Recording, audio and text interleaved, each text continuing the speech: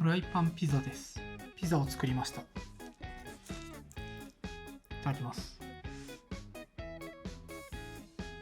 美味しいです。かなり柔らかくてとろけるような感じ、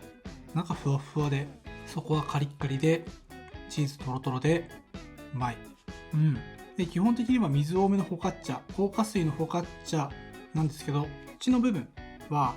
までこう穴開けていくとこう丸くなんないかなと思って、ギリギリの部分はちょっと触らないようにしましたね。っていうのと、真ん中も潰しすぎるとボコってこうすごい穴開くんで、一回やったんですけど、こうどういう風に潰してひっくり返してっていうのがいいのかなということで形を試していて、で最初は中心をもっとぺっちゃんこにするぐらいまでもうめちゃくちゃ潰して空気なくしてたんですけど、そうするとね、なんだろうな、壺というかなんかお皿みたいになってすごい変な感じになっちゃって、でもそれでも焼くとねふわっと膨らんできて、思ったよりも悪くはなんなかったんですけど、良くもないなということで、中心の方だけ空気抜いて周囲残して、で高さは耳の部分と中心と同じぐらいの高さになるようにこうヘラで潰して形丸くしてっていう。でこっちしっかり焼いてひっくり返して、こっちの表面も焼いてひっくり返してチーズ溶かすってやると、そこの部分めちゃくちゃ焦げちゃうんですよね。で最初やった時もう真っ黒焦げで、いやこれどうしようかなって思ったんですけど、最初にもうほんとちょっとだけ下のところ固めてひっくり返して、こっちだけまず焼いておくっていう風にしてみました。で最初に混ぜた時にフライパンに結構生地飛び散っちゃうのは、軽く油粉を垂らしてそぐとねいい感じに取れるっていうことが分かったんで、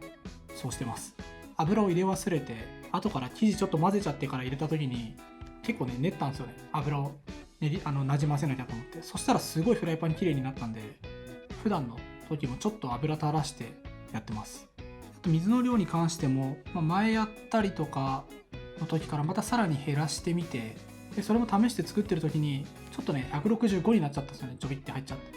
でそれで作った時がなんか一番良かったような気がしたので、今回は165にしてます。で今回やっぱピザで上に具材とか乗せる場合は玉ねぎとかピーマンとかもいいんですけど、火あんま通んないですよね。フライパンピザとかやってね、具材乗せて上の方まで蒸したいってなるとやっぱそこ焦げちゃうんで、それでもね生で食べられる野菜なんで全然いいし、僕はそのちょい生ぐらいの野菜別に嫌いじゃないというかね、結構ゴリゴリ食うの好きなんですけど、ある程度表裏焼いてチーズ乗せたりとかしたら、上だけトースターで焼くとかの方がいいのかなと思いましたね。最初は結構薄い部分で耳ふわみたいにしたいなと思ったんですけど、結構フライパンで焼くとそこカリッカリになるんで、薄くなくてもそのカリカリ感を楽しむことができそうだなということで、もう均一な厚みにしちゃいましたね。やっぱオーブンでフォカッチャをピザにするとかっていうのは割と定番というかね、あるじゃないですか。チーズ乗せたり、そういう感じでフライパンでできたらいいなということでちょっとやってみました。そんな感じでした。では。